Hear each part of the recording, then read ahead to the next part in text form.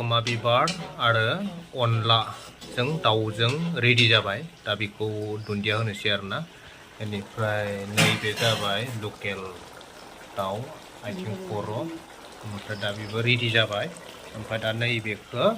नैबे दुन्दिया होनोसै आरोना नै मोननाय सिगाङावहा बेखौ होनोसै ओमफ्राय नै फुरा रेडि जाबाय बेदरा कालार फैहांबाय ओमफ्राय नैबे बेदरा नै सिङावबो नै रोहो दङ नै आसि सोबानो बेदर मोनजानाय जासिगोन आरो बे सिङावहा दिनै जानोसै अनला खोमा बिबार फार्स्ट देग्लाय बोसोराव ओमफ्राय नै बेखौ जाबाय दा रेडि जाबाय माइनावा नै फसना होबाय आरोना माबाखौ दुन्दिया बुङो बेखौ जोंनि बर'आव निमुन्दु